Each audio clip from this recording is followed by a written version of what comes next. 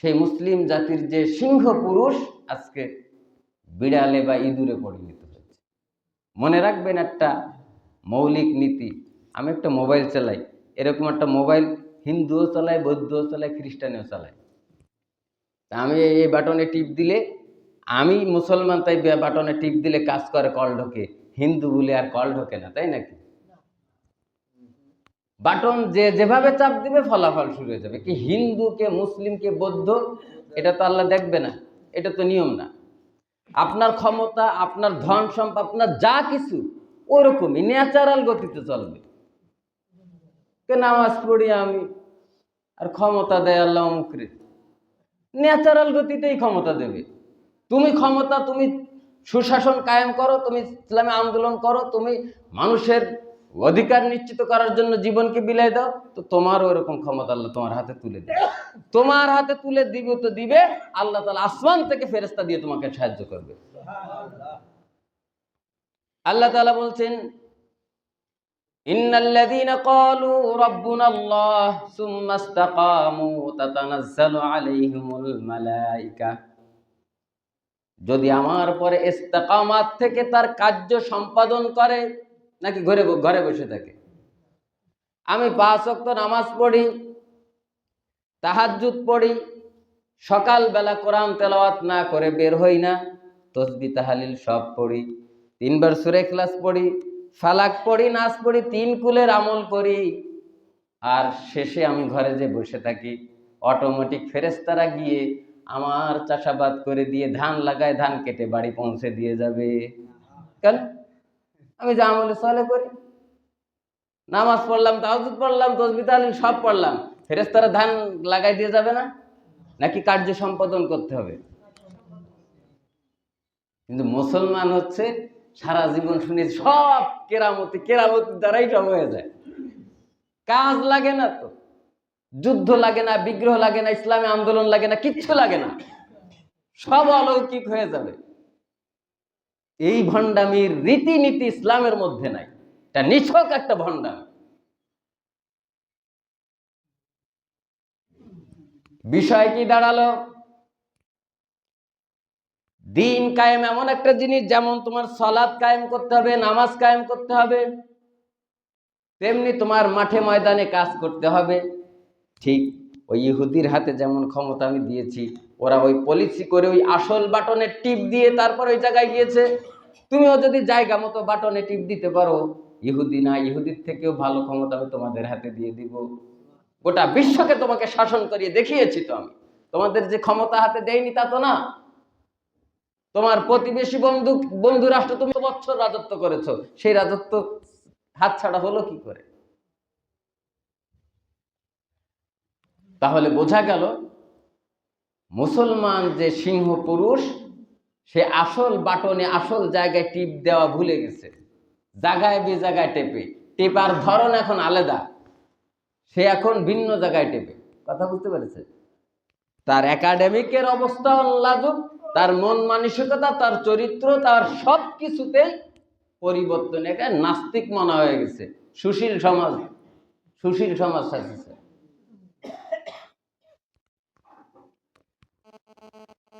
কথাগুলো এই জন্য বললাম, 2024 সাল হচ্ছে উইকেট পড়ার সাল, আর আমাদের থেকে মানুষ শিক্ষা নিচ্ছে। ঠিক 5 তারিখে যেরকম পলায়ন, বাশার আল আসাদ, একই কায়দা, একই সিস্টেম। সুবহানাল্লাহ বলে না? তাহলে এ সাল কিসের সাল? উইকেট, এই খেলোয়াড় আমি ভালো বুঝি না, তারপর মেরে দিলাম আর কি। উইকেট পড়ে যাওয়া মানে কি খেলা শেষ নাকি? উইকেট কি?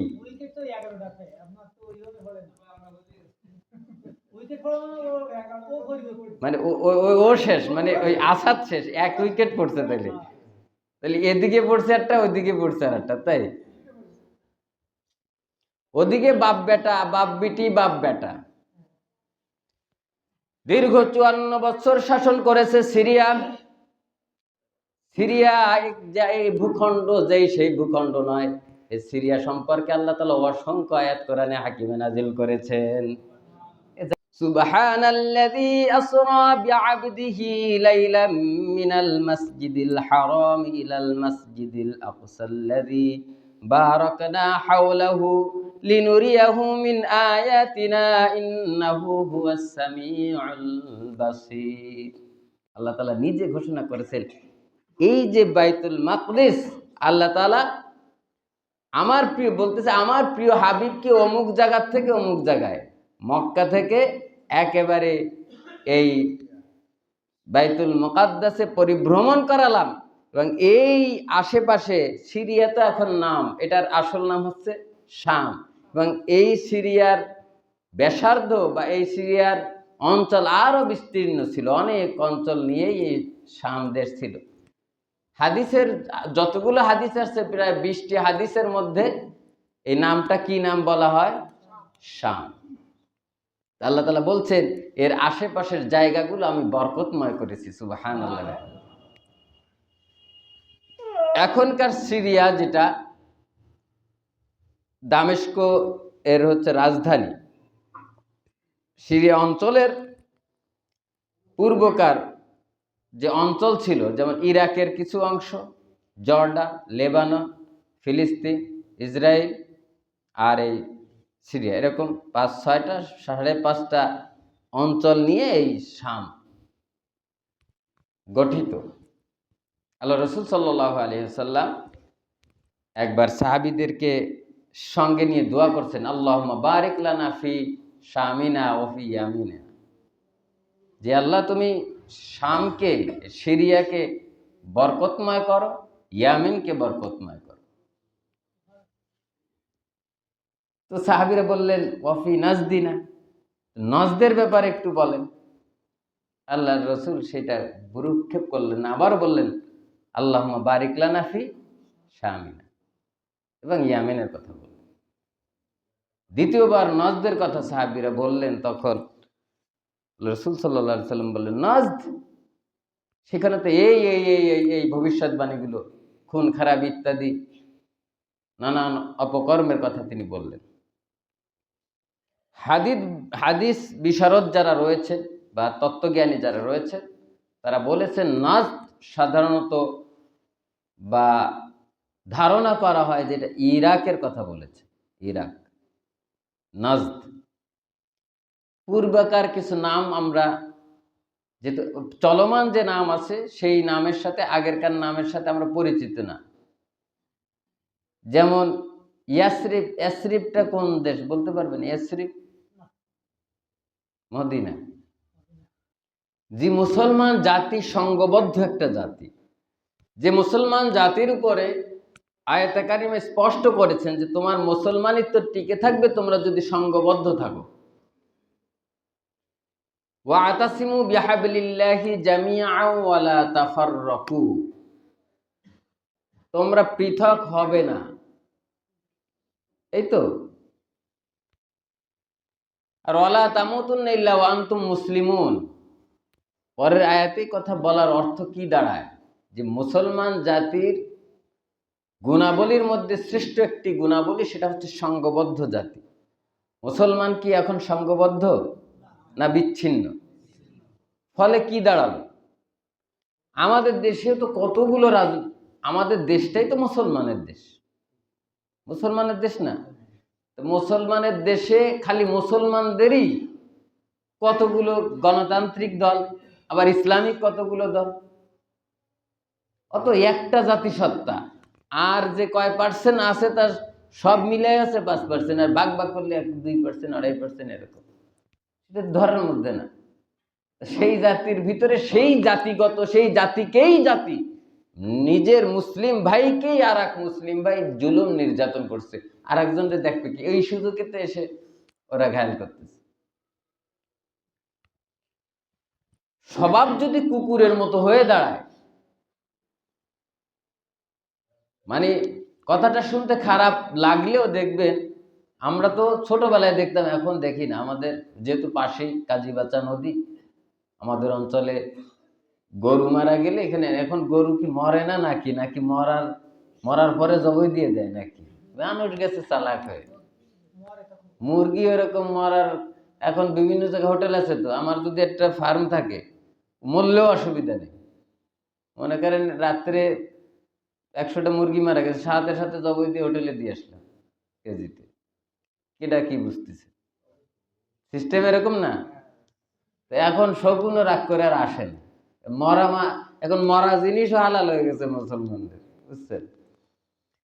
আর মুসলমানদের তো যাচাই বাছাইও নাই। মুসলমানদের বারবার কোরআনে একাধিকবার আল্লাহ তাআলা বলছেন তোমরা গবেষণা করো, গবেষণা করো। সব জায়গায় সে গবেষণার কথা বলেছে। মুসলমানরা গবেষণা ছাড়ান দিয়ে কুত্তার গোস্ত খাইছে, জানেন? ইমাম সাহেবরা ভরপুর খাইছে। খুলনাতে 30 টাকায় প্যাকেট বিরিয়ানি, কে না খায়? খাসির বিরিয়ানি 30 টাকা না 40 টাকা? যে বিরিয়ানি বিক্রি হবে 150 টাকা 200 টাকা, সেই বিরিয়ানি কিভাবে 30 টাকা বা 40 টাকায় দেয় বল? এখন সমানে ওই ইজি বাইকে বিরিয়ানি বিরিয়ানি বিরিয়ানি, যে যেমনে পারছে সে সেমনে খাইছে। গবেষণার ওটা তো বুঝতে হবে যে এক পিস গোশের দামই তো আছে মনে হয় 100 টাকা। ছাগলের গোশ, এক পিস গোশের দামই তো আছে 100 টাকা। সেই গোশ সাথে রাইস, এরপরে মশলা, এরপরে প্যাকেট দিয়ে কেমনে 50 টাকায় 30 টাকায় দেয়? ও তো খালি দেখছে সস্তা। মুসলমান খালি দেখে এখন সস্তা। মুসলমান দাড়িওয়ালা টুপিওয়ালা মৌলবীরাও তাদের ইমান বিক্রি করেছে না? গত 16 বছরে স্লোগান দিছে না? ওলামা লীগ বানাইছে না? কথা কয় না? বানায় নাই? সস্তায় কিছু টাকা পাইছে, সস্তা। এই অনেক ইমাম সাহেবরাও জীবনে তো বিরিয়ানি খাওয়া জোটে না, পাইছি সহজে খাই। খেটে যখন যেদিন র্যাবের হাতে ধরা খাইলো কুকুর সহ, তখন আরে এখন বমি করলে কি তা আসবে? তো হজমে রক্ত মাংসে মিশে গেছে। মুসলমানের চরিত্রে, মুসলমানের অভ্যাসে এরকম। ইহুদি নাসারা সবকিছু রক্ত মাংসে মিশে গেছে, এখন বমি করলেও কাজ হবে না। স্বভাব চরিত্র মুসলমানের এমন হয়েছে। না হলে গোটা বিশ্বে মুসলমানদের এত সম্পদ, এত সম্পদ, এত জনবল, তারপরে মুসলমানরা নিজেরাই কামড়া কামড়ি করে মরতেছে, মানুষের হাতে মার খাচ্ছে। তাহলে স্বভাব চরিত্রটা কি দাঁড়ালো? যখন একটা গরু মারা গেল, গরুটা ফেলে দিয়ে গেল নদীর পাশে। ছাগল মারা গেল, ছাগলটা কোথায় ফেলে দিয়ে গেল? নদীর পাশে। এক ঝাঁক কুকুর এসেছে, ওই কুকুরে 10টা 15টা 20টা কুকুরও যদি আসে, একটা অঞ্চলে এতগুলো কুকুর থাকে না, সেই 10টা কুকুর যদি মানে ওই সারা 2 দিন 3 দিন বসেও খায়, ও কি ফুরানো সম্ভব? একটা গরু খেয়ে ফুরানো সম্ভব?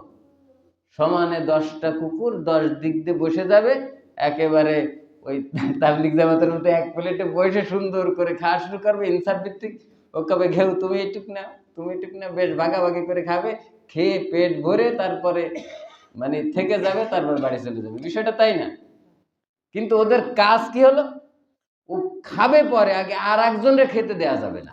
এই যে কামড়া কামড়ি কামড়া কামড়ি কামড়া কামড়ি করতে করতে পুরো দিনটাই শেষ। ঘেউ ঘেউ করতে করতে ও তাড়াই নিয়ে গেছে, ওরে ও তাড়াই নিয়ে গেছে, ওই জায়গায় কিন্তু পড়ে আছে ওই মারাইয়াটা। এইসব সিনারি আমরা আগে দেখতাম। হ্যাঁ, এরপরে যখন সন্ধ্যা ঘনিয়ে আসছে, কুকুররা কিন্তু ওই রাত্রে ওই নদীর পর ওইভাবে থাকে না। ওই সন্ধ্যা যখন ঘনায় আসছে, ওরা আসতে বাড়ি চলে আসছে, খাওয়া দাওয়া হয়নি। এই ভাগে রাত্রে শিয়ালে এসে মোটামুটি ভাগযোগ করে যে যেমনি পারছে বা শকুন টুকুন এসে নিয়ে গেছে। সকালবেলা যে দেখে শুধু হাড্ডি কটা আসে, হাড্ডিতে কিছু অবশিষ্ট নাই, শুধু হাড্ডি চাটে। আর এক একজন এক এক হাড্ডি নিয়ে এক এক প্রান্তে বসতেছে আর হাড্ডি চাটতেছে, আর ওই গড়গড় গড়গড়। এই স্বভাব, এই চরিত্র মুসলমানদের। এখন যে সম্পদ আল্লাহ তাআলা, যে ক্ষমতা আল্লাহ তাআলা মুসলমানদের হাতে দিছে, ভাগ বটোয়ারা করে খেলে কিয়ামত পর্যন্ত তাদের না দারিদ্রতা স্পর্শ করবে, না তাদের পরে কোনো জুলুম নির্যাতন হবে। সুষ্ঠুভাবে সুন্দরভাবে কিয়ামত পর্যন্ত সুন্দরভাবে এই পৃথিবীতে তারা জীবনযাপন করতে পারে। নিজেদের ভিতরে কলহ তৈরি করে এরপরে শকুন এসে খেয়ে যায়, তারপরে শিয়ালে এসে খেয়ে যায় তাদের সম্পদ, খেয়ে যায় তাদেরকেও। শিয়াল আর শকুন শুধু তো খাইছে ওই পচা গোস্ত, কিন্তু মুসলমানের সম্পদও খাবে, মুসলমানের সম্পদও খাচ্ছে, আর মুসলমানের গোস্তও খাচ্ছে এই ইহুদি এই শিয়ালেরা আর শকুনেরা। কথা বলেন ঠিক কিনা? ওরে বাপ রে বাপ, নারায়ে তাকবীর, আল্লাহু আকবার। খালি স্লোগান দিয়ে আর সিজদা দিয়ে বিজয় করবেন, মাঠে নামবেন না। জ্ঞান বিজ্ঞানে আপনার অস্ত্র শস্ত্রে আপনার কিচ্ছু নেই। আপনি একেবারে দিয়ে দখল করে। ইন্ডিয়া বলতেছে যে আমরা 10 দিনের মধ্যে বাংলাদেশ নিয়ে নেব। খারাপ কি কইছে বলেন? খারাপ কি কইছে? তার সাথে লাগতে যাও, তার তো পরমাণু শক্তি আছে, তোমার কি আছে? ফুটানি কথা তো ভালো বলা যায়, তার সাথে লড়বা কি আছে তোমার? তোমরা যতবার তুমি এই দেশ শাসনে দেশের ক্ষমতা যাদেরকে বসিয়েছো, তারা তো চেটে মুটে খেয়েছে। কি রেখেছে? সেনাবাহিনী তো আরো আধুনিক হতে পারত, আমাদের বিমান বাহিনী আরো আধুনিক হতে পারত, আমরা সব কিছুতে আরো আধুনিক হতে পারতাম। আমাদের টাকা তো সব বেগম পাড়ায় গেছে, আমাদের পয়সা তো সব সুইস ব্যাংকে জমা হয়েছে। কি করছে? আমাদের কি আছে? 10 দিনের মধ্যে বাংলাদেশ ঘেরাও করবে, খারাপ কি কইছে বলেন? ওরা যতটা উগ্র, বাবরি মসজিদ ভেঙে দেয় নাই, কি করছেন? কি করছেন? বাস্তবতা মেনে নেন না। হুজুর বোধহয় ওই ইন্ডিয়া কয়েকবার ওয়াস্টাস করে ওদের পক্ষে চলে গেছে। হ্যাঁ, মুসলমানদের ইতিহাস, পূর্ব ইতিহাস আপনি ঘেটে দেখেন, যতগুলো বিজ্ঞানের আবিষ্কার, সমস্ত বিজ্ঞানগুলো মুসলমানদের হাতে খড়ি। সুবহানাল্লাহ। আল খারিজমি, ইবনে সিনা, এই চিকিৎসা বিজ্ঞান কারা আবিষ্কার করেছে? মুসলমান আবিষ্কার করেছে। আর তুমি ফতোয়া দাও স্কুলে পড়া যাবে না, আলিয়ায় পড়া যাবে না, কি করা যাবে? থলিয়ারটা নিয়ে দেনগো করা যাবে। আর জ্ঞান বিজ্ঞানের কোনই করা যাবে না। জ্ঞান বিজ্ঞানে আমাদের এত ধস নেমেছে, আমরা জ্ঞান বিজ্ঞান আমাদের এত ব্রেকডাউন হয়ে গেছে, এখন শুধু মাইরি খেতে হবে, আরে খয়রাত করেই চলতে হবে। মুসলমান খয়রাতের জাতি না। মুসলমানদেরকে প্রতিষ্ঠিত করে দিয়ে গেছেন আল্লাহর রাসূল। তারা দিবে, মানুষকে অনুদান দিবে, নিবে না। আমাদের পায়ের তলে অসংখ্য খনিজ পদার্থ আল্লাহ তাআলা দিয়েছেন।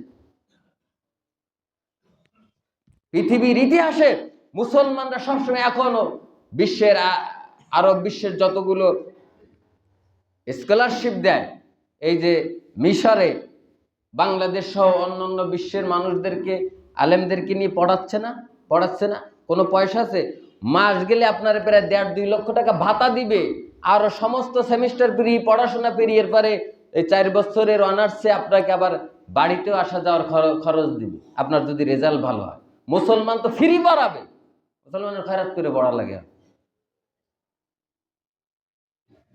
সম্পদ মুসলমানের কম, অটো চলবে, মাদ্রাসা মসজিদ অটো চলবে, এবার এই কালেকশন করা লাগে নাকি? কিন্তু সেই পর্যায়ে নিয়ে গেছি আমরা, এখন আমরা কালেকশন করতে বাধ্য হয়েছি। কথা বুঝতে পেরেছেন? আপনারা যদি এখনো ঘুরে দাঁড়ান, কিচ্ছু লাগবে না, অটো চলবে, সব রাষ্ট্রীয় ব্যবস্থাপনায় চলবে। মসজিদ চলবে রাষ্ট্রীয় ব্যবস্থাপনায়, মাদ্রাসা চলবে রাষ্ট্রীয় ব্যবস্থাপনায়। দ্বিখণ্ডিত এক পাত, স্কুলে পড়লে এক ঠ্যাং আছে আর এক ঠ্যাং নেই, মানুষে জেনারেল সবকিছু বোঝে, আখেরাতের কিছু বোঝে না। মাদ্রাসায় পড়লে খালি ওই জিকির আজগার বোঝে, ও জ্ঞান বিজ্ঞানের কিছু বোঝে না। ওরে পরমাণুর সূত্র দিলে পারবে, ওরে মেডিকেলের কিছু দিলে পারবে, ও ওকলাতের কিছু দিলে এলএলবির কিছু পারবে। তাহলে ঠ্যাং সব এদিকে পড়লে এক ঠ্যাং, ওদিকে পড়লে এক ঠ্যাং। তো মুসলমানের দুটো থাকবে, 2 পা দিয়ে সমানভাবে হাঁটবে সে, ঠ্যাং একটা হয়ে গেল কেন? এ শিক্ষা ব্যবস্থা হারামে ফতোয়া তোমার দিতে কইছে কেটা? আবার ও শিক্ষা ব্যবস্থা হারামে ফতোয়া তোমার দিতে কইছে কেটা? তুমি আন্দোলন করলে ফতোয়া দাও যে আমাদের ছেলে মেয়েরা স্কুলে লেখাপড়া করে, মুসলিম ছেলে মেয়েদেরকে হাদিস এবং কোরআন একেবারে 1 থেকে মাস্টার ডিগ্রি পর্যন্ত বাধ্যতামূলক করা লাগবে, সেই আন্দোলন করো। কথা বলেন ঠিক কিনা? আমরা ট্যাক্স দিই না, পয়সা দেই না সরকারকে, তাইলে মুসলমান ছেলেদের দ্বীনি শিক্ষা ফরজ নাকি নফল? ফরজ হলে কেন আমার ট্যাক্সের পয়সায় সবকিছু এলজিবিটি পড়ানো হয়, শরীফ থেকে শরীফা পড়ানো যায়, একটা সূরা মুখস্থ করানো যায় না, রাসূলের একটা হাদিস মুখস্থ করানো যায় না? এই নাকি 95% মুসলমানের দেশ। কথা বোঝেন নাই বোধহয়। কিন্তু তুমি ফতোয়া দিছো স্কুলে পড়া যাবে না, তুমি ফতোয়া দিছো আলিয়ায় পড়া যাবে না। কেন আলিয়ায় পড়া যাবে না? আলিয়ার যে ধস নামাইছে, যারা ধস নামিয়েছে তাদের বিরুদ্ধে আন্দোলন করো, বলো যে আলিয়াকে আবাসিক করা হোক, আলিয়াকে আরো মডিফাই করা হোক, হেফজ শাখা খোলা হোক, কেরাত বিভাগ খোলা হোক, রাত দিন 24 ঘন্টা তদারকি করা হোক, লক্ষ লক্ষ টাকা প্রত্যেক বছর এই আমাদের ট্যাক্সের পয়সা আলিয়া মাদ্রাসা চলে না? সেই জিনিসটা কেন এরকম অধপতনের দিকে যাচ্ছে সেটাকে আবার সুন্নাহসম্মতভাবে চালু করা হোক। কারণ আলিয়ায় আখেরাতও আছে, দুনিয়াও আছে। তাহলে এইটাকে আরো একটু সাজায় গাজায় নিলে সে আখেরাতও পাইলো, দুনিয়াও পাইলো। কথা বলেন ঠিক কিনা? কিন্তু আমরা দেখি আমল, আখলাক, লেবাস অনেক মাদ্রাসাগুলো, আলিয়ার মাদ্রাসাগুলো হারায় গেছে। তাইলে আলিয়ার পরে রাগ করে কওমিতে বললে আমি কি করব? আমি তো রাজনীতিও করতে, এখন তো কওমিয়ালারা রাজনীতিতে নামছে, তাহলে কওমিয়ালারা রাজনীতি করবে, সার্টিফিকেট না থাকলে এখন তো নতুন আইন পাস হচ্ছে, বিজ্ঞানের সাবজেক্ট সংযোজন করতে হবে এই কওমিকে। এবং আলিয়া মাদ্রাসাগুলোকে সুন্নাত সম্মত, যেসব মাদ্রাসাগুলো এখনো সুন্নাহ পদ্ধতিতে আছে, ছেলে মেয়ে আলাদা, বালক বালিকা এইসব জায়গায় পড়াতে হবে। নতুবা রাষ্ট্রের যারা এটা পরিচালনা করে তাদেরকে তাদের মালুমে আনতে হবে যে এই মাদ্রাসা আগে যেরকম ছিল সেরকম করে সাজাতে হবে। কথা বলেন ঠিক কিনা? তাহলে জ্ঞান বিজ্ঞানে আমরা পিছিয়ে পড়ে যাওয়ার কারণে আমাদের ইতিহাস, ঐতিহ্য সব নষ্ট হয়ে গেছে। প্রায় 20টি হাদিসেরও অধিক জায়গায় আল্লাহ রাসূল সাল্লাল্লাহু আলাইহি ওয়াসাল্লাম এই সিরিয়া সম্পর্কে তিনি বক্তব্য রেখেছেন। তিনি একটি ভবিষ্যৎবাণীতে করেছিলেন, আউলা কালিমাতুস সাবআ,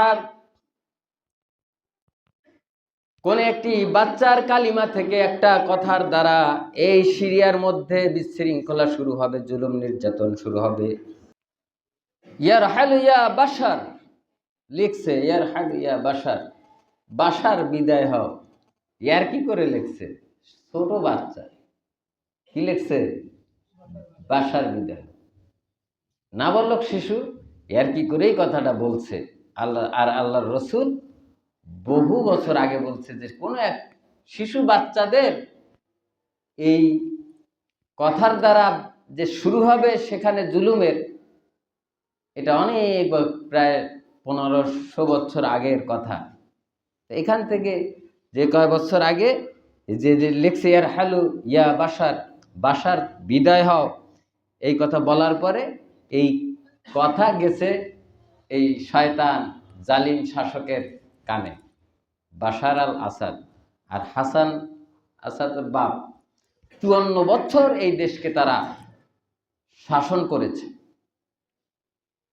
এরপরে সেই শিশুকে গ্রেফতার করা হলো, তার সঙ্গীদেরকে গ্রেফতার করা হলো এবং তাদের বোনদেরকে ধরে নিয়ে মাথা নেড়ে করে দেয়া হলো। বিষয়টা একদম নিরর্থক, খালি খালি। বাচ্চাদের তো আন্তর্জাতিক ল আছে, রাষ্ট্রীয় ল আছে, এদের আবার কি বিচার? এই যে তারা এই কাজ শুরু করলো, করার পরে তাদের গার্জিয়ানরা, তাদের মায়েরা যখন আন্দোলন শুরু করলো এই বাচ্চাদেরকে কেন এরকম করা হলো, পরে এই গার্জিয়ানদেরকে গ্রেফতার শুরু হলো। এই হচ্ছে এত সুন্দর সাজানো এক দেশের, শান্তিপূর্ণ একটা দেশের বিশৃঙ্খলা শুরু। বুঝতে পেরেছেন? তাহলে আজকের সিরিয়া, গোটা সিরিয়ায় আমরা তো এখানে বসে ঠিক পাই না, বছরের পর বছর 54 বছর ধরে এই দেশকে যারা শাসন করেছে, নির্বিচারে মানুষকে হত্যা করেছে, গুম করেছে, খুন করেছে, আয়নাঘর তো আছে। হায় হায় হায়, দুই দেশের এত মিল, মা মিডিয়া পাড়াও অবাক। একই কায়দায় পলায়ন, একই কায়দায় সবকিছু, একই কায়দার আয়নাঘর। তবে সে জায়গার বর্ণনা আরো কঠিন। বাংলাদেশ তো একটা কায়দা ছিল, সে কি সেখানে যেসব কিশোরীদেরকে ধরা হয়েছিল, আজকে তারা বাচ্চা সহ বেরোচ্ছে। কি নির্যাতন করা হয়েছে! পাশবিক নির্যাতন করা হয়েছে, শারীরিক নির্যাতন করা হয়েছে। পাগল হয়ে হয়ে সেখান থেকে পাগল হয়ে হয়ে বেরোইছে।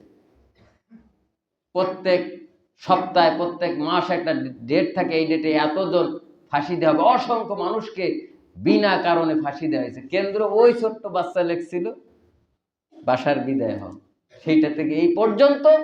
আর এই হাসান আল বাশারের ছেলে এই যে বাশার আল আসাদ, এই 24 বছর এভাবে জুলুম নির্যাতন করেছে।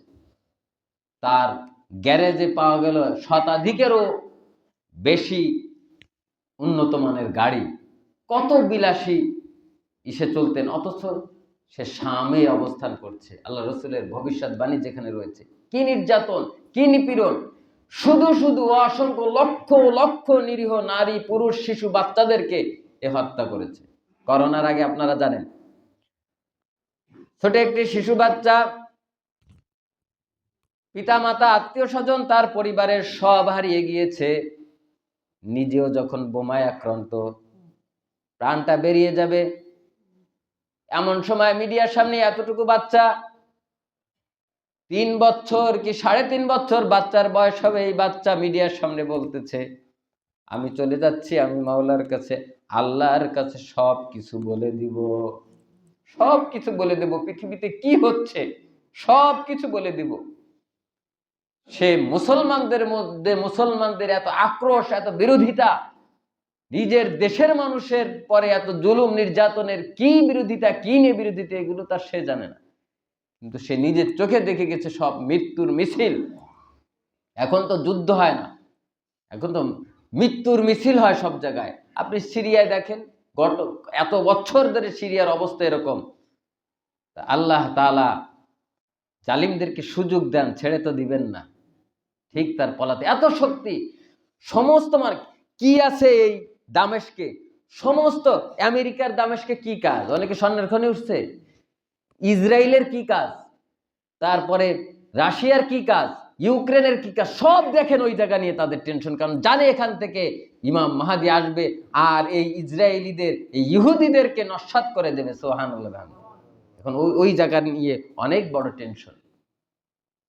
এজন্য জালিমের, সে জালিম একক ব্যক্তি হোক আর সংঘবদ্ধ জুলুমকারী হোক, অবসান তার হবে এবং হয়েছে। আর 24 সালে আমরা দেখতেছি পরপর উইকেট পড়ার তালে আছে। পরবর্তী আপকামিং ইভেন্ট যেটা, সেটা হচ্ছে নেতানিয়াহু এই উইকেট পড়বে ইনশাআল্লাহ বলি, ইনশাআল্লাহ, ইনশাআল্লাহ বলি। বাশার আল আসাদ প্রত্যাখ্যিত হয়েছে, পলায়ন করেছে। আমরা আল্লাহর কাছে কৃতজ্ঞতা জানাই, আল্লাহই বড়, আল্লাহই সবকিছু করেন। সবাই বলে আল্লাহু আকবার, আল্লাহু আকবার, আল্লাহই সবকিছু করেন। দিকে দিকে এই উইকেট পড়া শুরু হয়েছে, আস্তে আস্তে সব উইকেট পড়বে, দাদা বাবুও পড়বে, দাদা বাবুও পড়বে। মুসলমানদের ঐতিহ্য তিনি নষ্ট করেছেন, আমাদের অসংখ্য মসজিদ তিনি শহীদ করে দিয়েছেন। আর আমরা বলি হ্যাঁ কি করবে, হ্যাঁ আমাদের কিছুই করতে পারবে না যদি আমরা সংঘবদ্ধ দলবদ্ধ হয়ে থাকি, তাইলে কিছু করতে পারবে না। কিন্তু খালি ফাঁকা বুলি দিয়ে, বিচ্ছিন্ন বুলি দিয়ে কোনো কাজ হবে না, কোনো ফায়দা হবে না। ভারত যদি ইচ্ছা করে আমাদের কিছু করবে, করে দিতে পারে, আপনি কিচ্ছু করতে পারবেন না। আপনার আগে সংঘবদ্ধ হন, ইমানের পরে বলিয়ান হন, তখন আল্লাহ আপনাকে ফেরেশতা দিয়ে সহযোগিতা করবে। পরিশেষে একটা কথা বলতে চাই।